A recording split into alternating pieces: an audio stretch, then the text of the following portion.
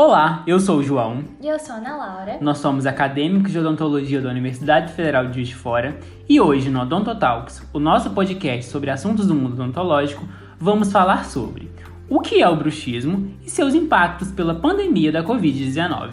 Bom, primeiramente temos que entender o que é o bruxismo. É o ato de ranger ou apertar os dentes, ou quando utilizamos a musculatura da mastigação para movimentos que não sejam funcionais. Os movimentos funcionais são aqueles que fazemos normalmente, como mastigar ou falar. Uma outra forma de bruxismo é a contração dos músculos, mesmo sem o contato dos dentes. O bruxismo ele pode ser realizado quando a pessoa dorme, ou seja, em estado inconsciente, que é chamado de bruxismo do sono, sendo que nesse caso, muitas vezes a pessoa pode nem perceber que possui esse problema. E é muito comum, inclusive, que o parceiro seja o responsável por identificar o bruxismo do sono. Ou ele pode acontecer também com a pessoa acordada, chamado de bruxismo em vigília, e está muito associado ao apertamento dos dentes. E muitos pacientes vão ter sintomas do bruxismo, mas outros não vão apresentá-los durante toda a vida. Alguns pacientes apertam os dentes, mas não têm qualquer tipo de manifestação sintomática. Já outros danificam mais a estrutura dentária, com fraturas de restaurações de dente, de prótese e até exacerbação de processos periodontais, como problemas de gengiva e perda óssea, por exemplo. Normalmente, os desgastes de dentes são mais comuns no bruxismo do sono, onde o paciente tem ranger dos dentes. A atrição dos dentes é que leva a esses desgastes e fraturas. Já o apertamento pode ser na vigília e no sono também.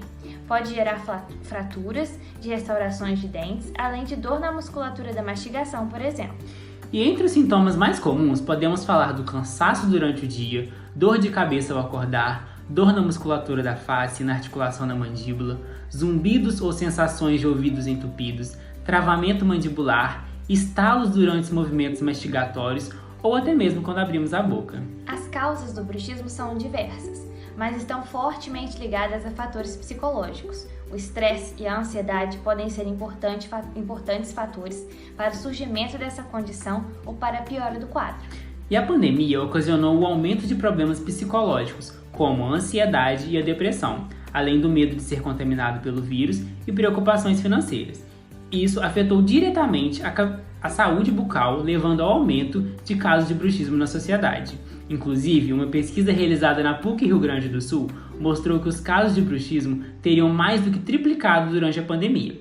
Os pesquisadores destacaram que, com o aumento dos transtornos mentais, o consumo de antidepressivos também cresceu, o que piora o bruxismo, porque esse quadro pode ser um efeito colateral do medicamento. O tratamento envolve vários fatores, sendo necessário tratar a causa e os sintomas, de tal forma que é indicado acompanhamento com profissionais de saúde como dentistas e psicólogos. Mas vale destacar que o tratamento não necessariamente cura o bruxismo. A maioria deles envolve redução dos sintomas.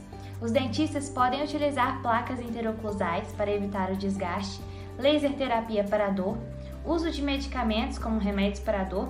Além disso, é interessante o uso de técnicas para melhorar a qualidade do sono, como meditação e atividade física.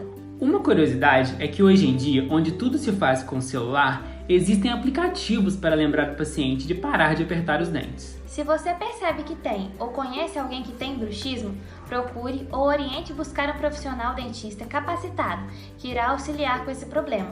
E lembre-se que em condições normais, os dentes devem ficar separados e os lábios juntos. Obrigado por escutar nosso podcast, esperamos que tenham aprendido algo novo ou tirado dúvidas sobre o assunto. Nos vemos no próximo episódio. Acompanhe o nosso Instagram, @odontotalksufjf e nosso canal no YouTube. Tchau!